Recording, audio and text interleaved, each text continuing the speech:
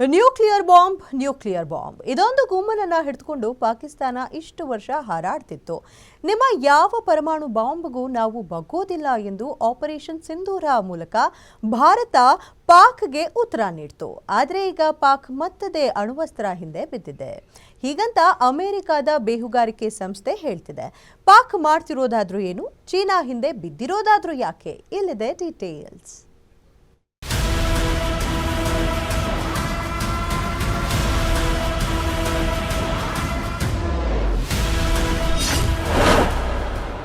Operation ಸಿಂಧೂರದ ಬಳಿಕ ಎಚ್ಚೆತ್ತ Pak.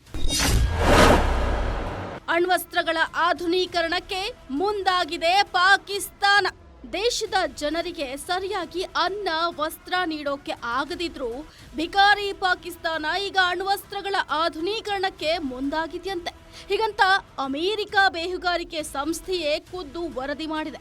Operation ಸಿಂಧೂರದ ಬಳಿಕ ಪಾಕಿಸ್ತಾನಕ್ಕೆ ತನ್ನ ಪರಮಾಣು ಶಕ್ತಿಯ ಅಸಲಿ ತಾಕತ್ತು ಗೊತ್ತಾದಂತಾಗಿದೆ. ಹೀಗಾಗಿ ತನ್ನ ಅಣ್ವಸ್ತ್ರಗಳನ್ನ ಆಧುನೀಕರಣಗೊಳಿಸೋಕೆ ಸಜ್ಜಾಗಿದೆ. ಅದಕ್ಕೆ ಭಾರತದ ಇನ್ನೊಂದು ಮಗ್ಗಲು ಮುಳ್ಳು ಚೀನಾ ಸಹಾಯಕ್ಕೆ ನಿಂತಿದೆ.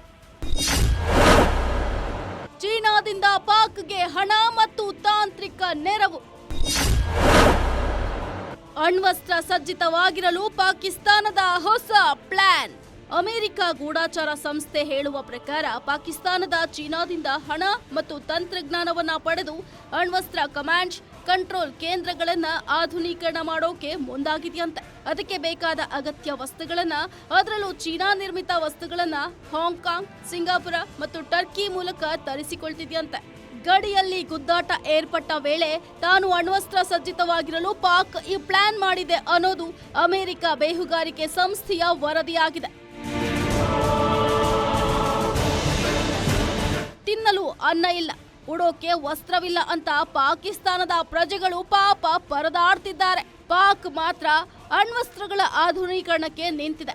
ಪಾಕ್ನ ಈ ವರಸೆ ಹೊಸದೇನಲ್ಲ. 1970ರಲ್ಲಿ ಪಾಕಿಸ್ತಾನದ ಅಂದಿನ ಪ್ರಧಾನಿ ಜುಲ್ಫಿಕರ್ ಅಲಿ ಭುಟ್ಟೋ, ನಾವು ಹುಲ್ಲನ್ನಾದ್ರೂ ತಿಂದು ಬದುಕ್ತೀವಿ, ಆದ್ರೆ ಅಣ್ವಸ್ತ್ರವನ್ನ ಹೊಂದಿಯೇ ತೀರ್ತೀವಿ ಅಂತ ಹೇಳಿದ್ರು.